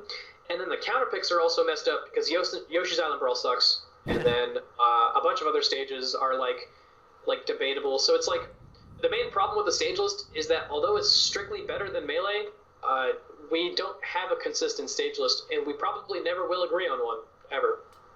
So it's not like, yeah. So when people are like, is my stage list good? I'm like, your stage list sucks, and all the stage lists suck, because they will all suck. And it's nothing personal, it's just that the stages are flawed. All right. Yeah. So, but do you have, like, if you were to, like, have your own, like, you think that they all suck, but if you were to pick your own stage list that you thought was the best, like the one that we should use, do you have one, or no? Not off the top of my head, because the problem is I look at every stage list and they're all really debatable. Okay. I think the only thing I could say is that fuck Yoshi's Island Brawl. Yoshi's Island Brawl sucks. If you use Yoshi's Island Brawl, you're wrong. Most of SoCal would agree with you on that one. Yeah. All right, so that was stages and characters. What players do you think are going to stay, like either stay at the top of the meta or rise up from the bottom, or who's going to fall off? Like, what do you think is going to happen in the future in terms of players and who's going to be succeeding? Well, I have no idea if like June's still playing or whatever. I don't know what his deal is. Since like he's not going to Rewired or I think it's not Rewired or it's like King of the North or something like that. I think he said he's taking a small break after Olympus or something. Yeah. Like I think June's kind of dropping. June hasn't been doing well as recently. I think that's the number one player that's like not been doing as well, which is kind of sad because I really like June. And then in terms of players that could rise up, there's so many players from every region that I could just name. I mean, I don't know, like I like at this point I would just be shouting out some of my favorite players like Frozen and stuff like that. Although Frozen hasn't been doing as well recently. I guess like I could list off players that I would like to do well, but in terms of who I think is going to do well, PM's so random that I don't actually know. Yeah. So like I don't know if Venom like did something cool again instead of getting second at Supernova and then losing to Red X 20 times. That'd be cool. Emu Killer's been on the come up. He won like We Tech Those 2 or whatever, I think, and then he got 9th at Olympus, which is actually pretty good. He means Meta Knight, which is a character that a lot of people think is really, really good. Do you think that's another? Meta Knight is another solo mainable character, yeah. He only has a few matchups that are debatably not in his favor, and most of those are like -1. Those being like Diddy Kong, Mario, and Roy are debatably not winning matchups for Meta Knight, but like most of the matchups in the game, Meta Knight is really good. Yeah. So what other players do you think? Or do you not have anyone else, really? I mean, I would just be listing off like some of my favorite players at this point. But in terms of players of potential, like, I mean, I guess I would just say stuff from Olympus. Like, Gallo randomly just fucked everybody up. Mm-hmm. And then Emu Killer, looking pretty good. Let's see. Oh, sorry, I just read something funny. Yeah, I'd just be listing off favorites. Like Venom, Frozen would be cool. If Luck started to become a top player, like a top player, that'd be sick. But, I mean, that's blatant bias at its peak. So, yeah. All right. And so I have like a few questions that were from the chat. One is, what is Project Meme and will it ever be released? All right. I got hype. Project Meme was originally a project that I made whenever I was going to join the PMDT. So there was a point in time where the applications to the development team were closed. And I, like, for the past, like, 9 months or so, I had been, like, working with the development team, but wasn't actually in it. So, like, imagine there was just this gigantic building, and, like, everybody was partying inside, and that was the dev team, and I was just, like, at the window, just, like on the glass, like, please let me in or whatever, like begging for them. And to strengthen me getting the development team, I was like, okay, I'm going to learn how to, like, mod PM. So I sit down, and I start just changing random shit, because I'm like, well, I got a trial and error. So I just started making random shit that was really funny. And eventually, after a while, I was hanging out with one of my friends named Disafter. And Disafter is he's something. He is some spectacular man that I don't actually have an adjective for. He's crazy.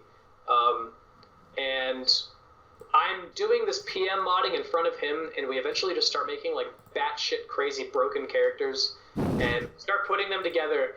And eventually we just, like I remember Strongbad, like, even knew about this. Like Strongbad also lived with us after at the time, so he would just experience this dumb shit I would do all the time. And eventually we just, like, made, like, 4 really dumb characters.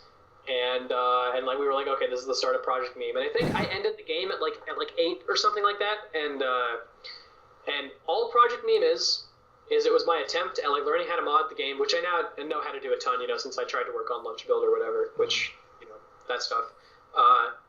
Like, I'm going to release Project Meme, but it's literally just all the characters are, like, and by all, there's only 8, because I didn't get around to everybody, but all the characters are just, like, hilarious and stupid and, like, wacky and broken, and, like, I could just list off random things, like Captain Falcon's down air is Zero Suit down air, and he yells yes, except it's also instantly jump cancelable, and he has 4 jumps, and a lingering knee that combos into itself, so he Zero Suit down airs you to the top, into knee, into up B, which he can then cancel into another knee, then kills you, and it's just shit like that, where it's like the entire game is just a big fucking joke, and yeah, like, what I'm probably gonna do is once I'm not as busy with schoolwork or whatever, like maybe around like my like Thanksgiving or like Christmas break or whatever, I'm probably going to like clean up the game a little bit, maybe add like a few more characters and just like polish it up, and then just like throw it on the PM subreddit and be like, all right guys, this is Project Meme. Meme your hearts out. Yeah. So that kind of goes along with the next chat question, which is, do you have any interest in game design as a career? I took a class about Java. I took like a Java like programming class whenever I was a freshman 2 years ago, and I actually really hated it. Although I have enjoyed, I took some classes for like digital graphics and animation and stuff like that, and I worked in Maya and like animated. That was actually another thing that I did whenever I was like trying to apply to the development team, is like mess around with the animation files they used. So I can kind of animate, sort of. Like, I'm not particularly good at it. Like, you wouldn't pay me to animate, but like if I sat down, you gave me a model, I could, you know, fuck with it or whatever. So if I had to like go to college for like a career, it would probably be like 3D modeling and animating at this point. Although that's not set in stone, and I'll probably change it 50 times before I actually decide. That's what I did. Yeah. Okay, so the last chat question was, who do you see rising up from Texas? I think you already answered this when you said Luck. Luck! Yep. Luck! Yep. Actually, okay, also Fuzz. Fuzz actually almost beat me at Olympus off stream. Yeah. We had a really close set. Yeah, he was one of the few people to take a game for me at that tournament. He was really good. Yeah, he's a Mewtwo main from Houston, which is 5 hours from Dallas, so we don't actually ever play. Like, us playing at Olympus was actually the first time we played. So yeah, Fuzz. Realistically, Fuzz and Luck are probably the two people on the come up. Both really good. So that's who I'd look out for. Cool. And then my last question for you for the whole interview is, like, what were your best experiences from PM, and what were the best friends that you made that even if you don't play the game, you're still going to keep in contact with? Best experiences. Well, I never truly won a national, but there was a bunch of tournaments that I did win, or I came really close to winning that felt amazing. Like the original T-Lock 1K that I won against Frozen was pretty cool. And then beating Mewtwo King was pretty cool. Getting second at all those tournaments in a row was nice. Although if I had won any of them, that would have been cool. Let's see.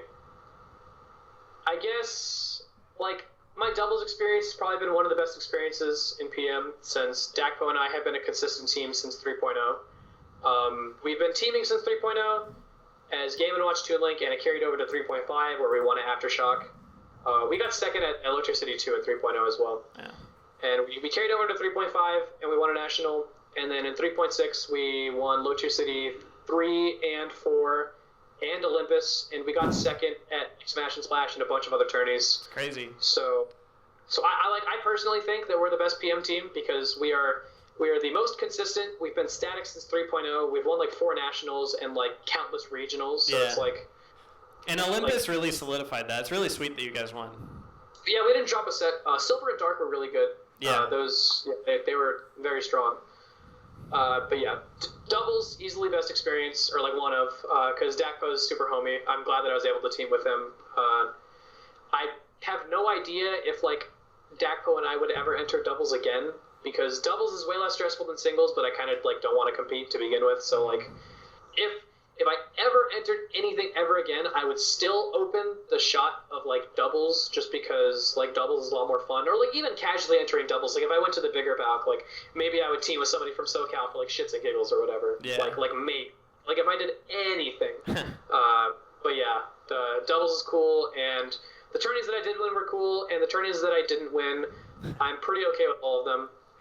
Like when I lost to June at Big Balc, I was super cool with that. But do you have any experiences that are like unrelated to the game that are just like hanging out with the PM scene, maybe in Dallas or in like out of state? I think if I were to talk about one of the like experiences I enjoyed the most, involving PM but not inside of the game or like a tournament, probably whenever I was actually at the balcony, like during the Big Balc or whatever, whenever I was there, like when I was hanging out with all the people there, that was super amazing. Like talking to Venom and just like walking around and chilling with people, that was great. Actually, Olympus itself was really fun. A lot of the people that I talked to at Olympus were super cool, and the people I was staying with in my hotel, because I was staying with like 8 Dallas people. There was like 4 in a hotel, and like directly across from us we had the other Dallas people, so we were like hanging out in between the nights, and I was just laughing my ass off. It was fucking hilarious. That's like why I come to Smash tournaments, is like what I've realized is for that feeling, not playing. So, yeah. Pretty much any time I've traveled to a tournament with like Dallas people, it's always really fun, because we dick around like, you know, like in our hotel rooms or whatever, and like hanging out at the tournament. It's always super fun, and the balcony was super cool. Any homies that you think you'll be staying in contact with, like long past Smash or whatever you do? I could easily see like Strong Bad and I talking outside of Smash. I mean, we kind of already do. Like, we just talk about random shit.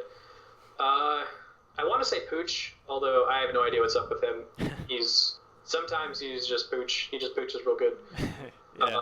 That's not a bad thing. It's just sometimes he just like is just like I can't contact him. He's just like doing real life shit. So, I want to say maybe some of the SoCal people. Venom goes out of his way to message me on Facebook sometimes and just talk about life stuff, and like he keeps messaging me like, what can I make you do to keep playing the game? And I'm like, man, I love you, Venom. I love you, man, but you can't put this on yourself. You can't do it.